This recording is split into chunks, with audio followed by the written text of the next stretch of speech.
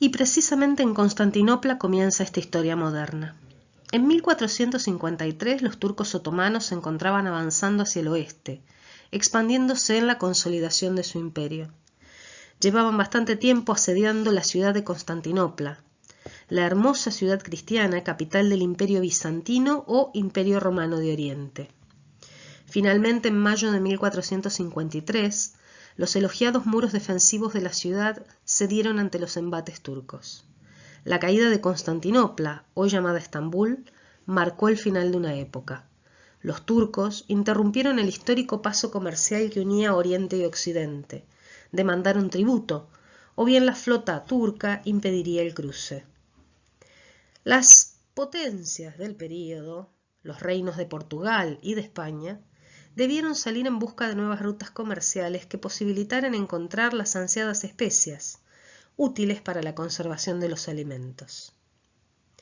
En tanto las exploraciones portuguesas sobre las costas de África buscaban ingresar hacia Oriente por el Océano Índico, en Alemania había otras ideas en desarrollo. Juan Gutenberg inventaba un modo de imprimir textos sin recurrir a la escritura manual o a los costosos modos de impresión que significaban una especie de sello gigante hecho en madera, con algunas incrustaciones metálicas. Gutenberg creó entonces, después de muchos intentos, la imprenta de tipos móviles. Este suceso constituyó una verdadera revolución. Se aceleró la circulación de información y de ideas, posibilitó la reproducción de grabados, con los que acompañaban los textos escritos, con los que se ilustraban eventos importantes, con los que se recreaban grandes viajes de navegación y exploración. La revolución que inició la imprenta solo fue superada en magnitud por la que se comenzó en el siglo XX con la invención de Internet. Mientras Portugal continuaba su exploración de las costas africanas, iba entendiendo que el viaje hacia Oriente por el Índico era costoso y difícil, y entonces prefirió asentarse colonialmente en las costas atlánticas del África. Mientras tanto, Cristóbal Colón presentó la propuesta de circunnavegar la tierra a los reyes de España. Sí, circunnavegar, dar la vuelta, porque siempre se supo que la tierra era una esfera. Desde que Eratóstenes, en el siglo IV a.C., calculó su radio. Así, en octubre de 1492, se descubrió América, es decir, la cuarta parte del mundo. Un poco los orígenes de las ideas del humanismo y renacimiento, que serán el pilar de la cosmovisión moderna. En un principio señalar que el humanismo es un movimiento intelectual surgido hacia el siglo XIII, que luego se divide en el siglo XIV en dos grandes movimientos. Ambos movimientos son antropocéntricos, es decir, destacan la centralidad del hombre en la vida, en el pensamiento, en las representaciones. Este movimiento intelectual trata de darle un sentido racional a la vida basándose en los modelos clásicos griegos y romanos. Son grupos de burgueses en general que se reúnen en las academias por fuera de la vida universitaria, cultivan las letras, son ensayistas, poetas, politólogos y muchos de ellos gramáticos. De hecho, la mayoría de las gramáticas de nuestras lenguas, a las que llamamos lenguas vernáculas o lenguas romance, se escriben bajo los preceptos de los humanistas. Podemos decir que hay un primer humanismo ligado al cristianismo medieval. Este primer humanismo cristiano del siglo XIII concibe que el hombre es importantísimo, desplaza un poco el eje del teocentrismo, pero señala que la importancia del hombre está centrada en el hecho de que es criatura, es decir, ha sido creado por Dios y es imagen de Dios. Esta imagen de Dios está puesta en el alma del hombre, que no solamente contiene racionalidad, aunque sea la razón una de sus potencias, sino que también contiene otra potencia que es la voluntad, y ambas componen al alma del hombre. Así, la dignidad del hombre estriba para el humanismo cristiano en que es imagen de Dios.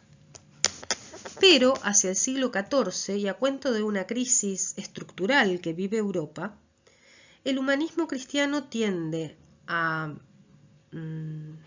desaparecer, aunque lo veremos renacer luego más adelante, y surge un humanismo paganizante, un humanismo que desplaza a Dios definitivamente del horizonte, se centra en el hombre como criatura natural, es decir, como un individuo al que debemos valorar, puesto que su dignidad está centrada en la razón, en una racionalidad natural, o en lo que se conoce como la luz natural de la razón, restando la importancia a la idea de creación del hombre.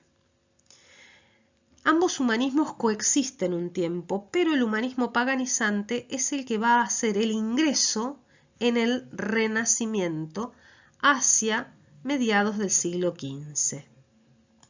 El Renacimiento retoma los valores de este humanismo paganizante del que hemos hablado, particularmente el antropocentrismo, y lo vuelca ya no a la escritura, es decir, a las letras, sino al arte y al desarrollo de todos los lenguajes artísticos y a las ciencias, que van a cobrar protagonismo, especialmente la matemática, a partir del Renacimiento. Al Renacimiento solemos dividirlo en dos grandes etapas, el 480 y el 580. Ahora vamos a pasar a ver cómo se forma la cosmovisión moderna a partir de estos dos movimientos, del humanismo y del Renacimiento. Ahora entonces pasemos a ver cuatro grandes ejes históricos, es decir, cuatro procesos que se dan durante el humanismo y el Renacimiento y en los cuales se cimientan estos orígenes de la cosmovisión moderna. En primer término, la formación de monarquías centralizadas, en donde el monarca concentra su autoridad, trata de delimitar territorios, de ampliarlos, de fijar fronteras, de crear un sistema unificado de impuestos, una burocracia, una diplomacia. Y la relación con todas las personas que integran el reino es una relación de sujeción. Es decir, todos son súbditos del monarca, sin embargo, no son súbditos en términos igualitarios. Esto tiene que ver con el orden siguiente. Como todavía subsisten los estamentos, es decir, estos compartimientos sociales cerrados en donde es muy difícil el ascenso o el descenso social, los súbditos no son todos iguales. La nobleza no tiene las mismas condiciones jerárquicas que la burguesía o que el campesinado o que el trabajador de los gremios asalariados urbanos. Por ende, la relación con la monarquía también es diferente. Y como también tenemos que entender, no hay un nucleamiento en torno a la idea de soy español, soy francés. Hay un nucleamiento en torno a la idea de que soy un súbdito de tal o cual monarca. O en todo caso, soy un súbdito del reino de Castilla, pero todavía no una conciencia nacional.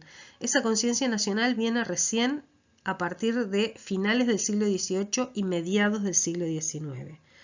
Hasta entonces, la conciencia identitaria se va formando en torno a la autoridad del monarca.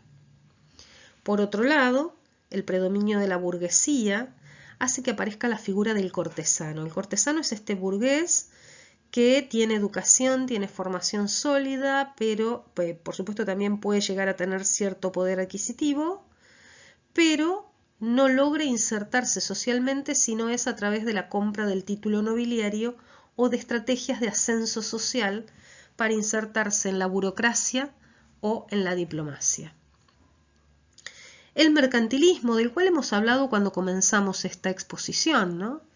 El descubrimiento de América, la idea de las 4 partes del mundo, las nuevas rutas marítimas y el desplazamiento del comercio del Mediterráneo al Atlántico.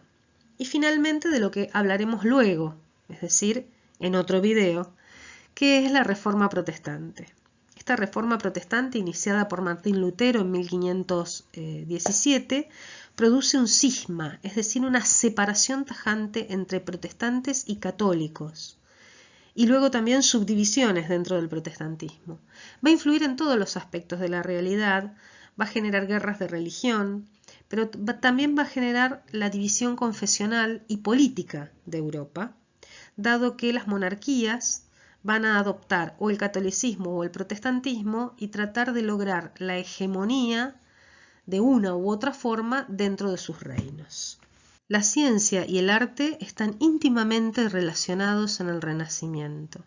Por eso esa cita que he puesto ahí abajo, ¿no? El arte reproduce la investigación científica y la ciencia es una preparación para el arte.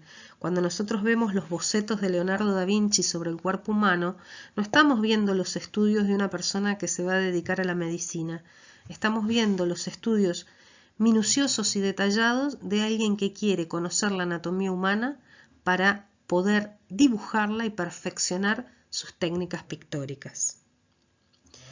En este sentido, lo que vemos en Leonardo lo podemos ver también en Miguel Ángel, lo podemos ver en Donatello, lo podemos ver en muchísimos de los pintores, escultores y artistas del Renacimiento. El Renacimiento artístico está centrado en este antropocentrismo y en un marcado naturalismo. Hay tres grandes ejes técnicos. Esto que decíamos hoy de la reducción del espacio matemático, mejor dicho, la reducción del espacio en términos matemáticos para representar la naturaleza. Esta representación de la naturaleza está influida por la matemática, por el uso de la geometría, y se presenta en la forma de la perspectiva. Ahora vamos a ver un ejemplo de ello. Por otro lado, la proporción, una unidad que a mí me permita entender una obra artística como un todo y en la que nada esté fuera de la mirada. Y por otro lado, el claroscuro, que en el tema de la bidimensión, o sea, en la pintura, nos permite representar volúmenes y texturas. Otro tema artístico típico del Renacimiento es la prevalencia del retrato.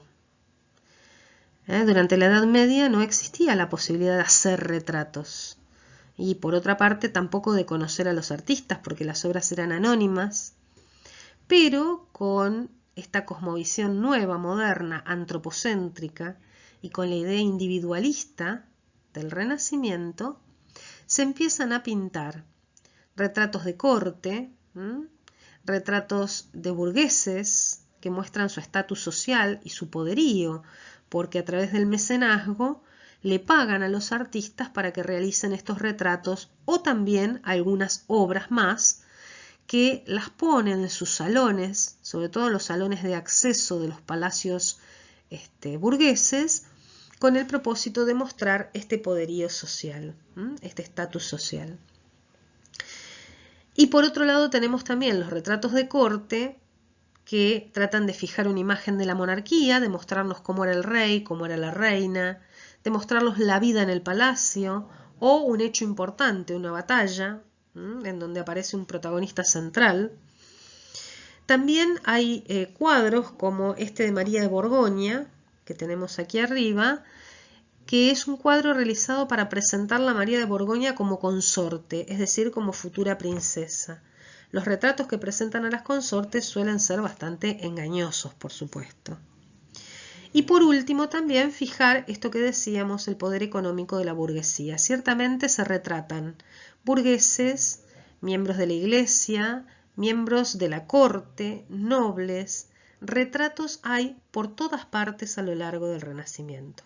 Para ir concluyendo este video vamos a ver y reflexionar la cosmovisión moderna a través de uno de sus artistas. He elegido en este caso a Michelangelo Buonarroti o Miguel Ángel Buonarroti, quien pinta este fresco en la Sixtina. En el detalle chiquitito pueden ver el fresco completo de la pared de la Sixtina, que se denomina el Juicio Final. Y en un detalle ampliado yo tomé la imagen de Cristo. Este Cristo con esta actitud se denomina Cristo Pantocrator. Ahora, si ustedes se fijan, es un Cristo que tiene una enorme masa muscular. Es un Cristo humanizado. No me está presentando la naturaleza divina de Cristo, sino su naturaleza humana. Lo divino queda relegado al plano del fondo, en donde está ese color amarillo dorado que le da iluminación. Pero en realidad es un Cristo no solo portentoso, sino humanizado. Caso similar ocurre con la Virgen, que se encuentra la Virgen María, que se encuentra aquí en el costado, ¿sí? Esta humanización de lo sagrado comienza en el Renacimiento, a tal punto que vamos a ver en la siguiente imagen cómo podemos explicar esto que decimos del antropocentrismo y de la valoración del hombre. También en la Capilla Sixtina, también por Michelangelo, en una pechina del techo, es decir, en un espacio del techo, se encuentra esta obra muy conocida, La creación de Adán. Más allá de la perfección anatómica, de los rostros, muy clásicos, muy influidos por las obras artísticas de la antigüedad grecolatina, particularmente romana, nos vamos a encontrar con este Dios Padre de portentoso brazo, netamente humanizado. ¿Y por qué digo esto? Porque en la Edad Media no se representaba a Dios Padre más que con una luz dorada, a lo sumo una aparición triangular o una simbología triangular, o un dedo, que se conoce como la mano de Dios, ¿sí? Una mano saliendo de un aura dorada, pero nunca se lo humanizó, nunca se lo representó como humano. En la Edad Media se representaba como humano a Cristo por el hecho de su encarnación, del misterio de su encarnación, pero no a Dios Padre. Y si nos vamos a la civilización hebrea, también nos vamos a encontrar que el judaísmo no representa a Dios, puesto que lo considera un sacrilegio, dado que sería darle forma a algo que es anicónico. No tiene imagen. El Islam también piensa lo mismo sobre Alá. Sin embargo, a partir del Renacimiento vamos a ver varias veces aparecer a Dios Padre en la imagen. En este caso, Michelangelo tenía que buscar un Dios Padre, lo pensó anciano y decidió copiar como modelo de Dios Padre al dios Cronos de la mitología griega. Entonces, fíjense, hay un marcado antropocentrismo y hay una humanización de lo sagrado. Esta otra maravilla, pero en escultura, es también de Miguel Ángel. Y nuevamente acá nos encontramos con una escena, la piedad, el momento en que descienden a Cristo de la cruz, y en este caso Miguel Ángel eligió ponerlo sobre el regazo de su madre. No eligió, como hubiera elegido un medieval, mostrar la crucifixión o mostrar la gloria, es decir, la resurrección. No eligió mostrar a la Virgen padeciendo en el madero, viendo cómo Cristo sufre en el madero, ni el momento de la venida del Espíritu Santo.